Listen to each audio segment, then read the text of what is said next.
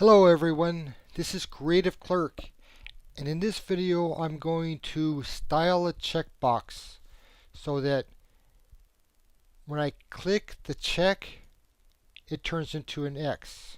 Click the X, it becomes the check. It's on right now. The box is checked. I click it, the box is not checked. I can click the label, turn it on and off. This is where I'm going to start, the start page. We got the checkbox, we can click the label. So let's go to the code.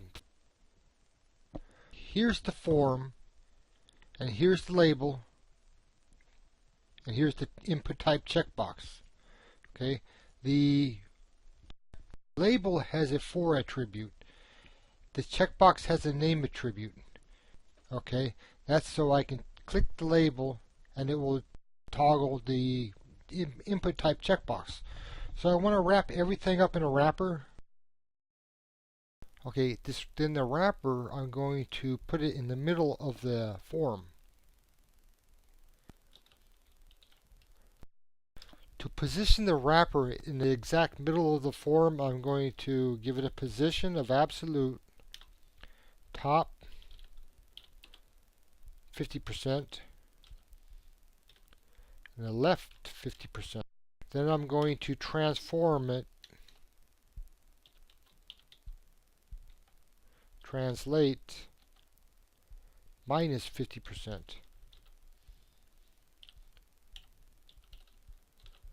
Okay, so now the wrapper is going to be, the checkbox is going to be inside a wrapper in the middle of the form. So inside the wrapper, I'm going to put two images.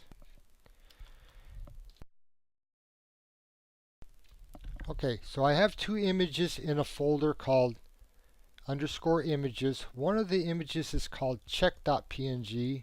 The other one is called not checked. Okay, so we have the checkbox. I can check on and off. I got the images. I got the label.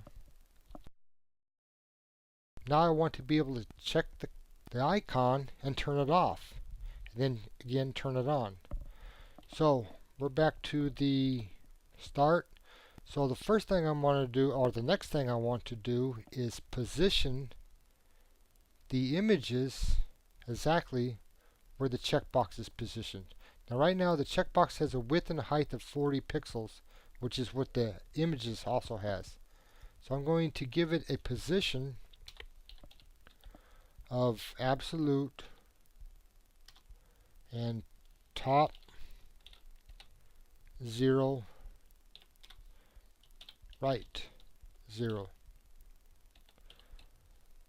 Okay, but I also want to give the images the same position.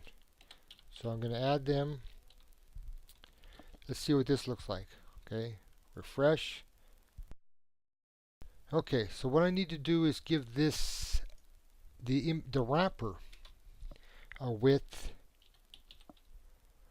of, I think, a 25% would be good.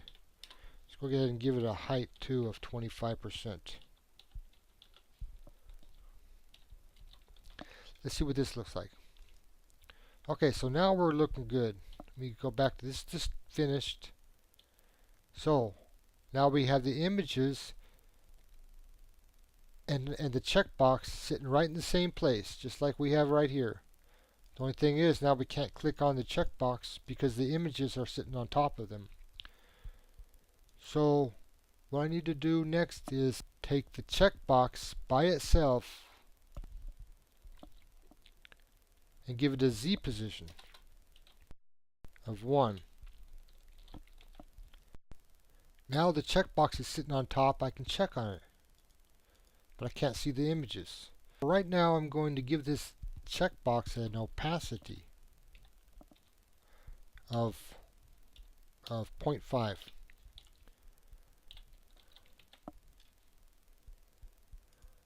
Now I can see the checkbox is faded, but I can click on it and I can still see the images. So next thing I want to do is, okay, since since the checkbox is already checked by default, it's got the attribute of checked right here. I only want to see the checked.png when it's checked. So I'm going to take the not checked.png. I'm going to give it an ID of not checked.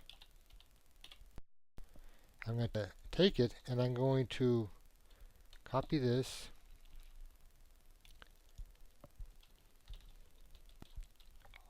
I'm going to set its display to none. Okay, so now we got this. Okay, I can check the checkbox. Right now it's checked. I can turn it off and I still see the checkbox. Okay, so now what I want to do is go to the scripts. Get a function to where when I click the checkbox, I want to take the images and toggle them. Now let's see what that looks like.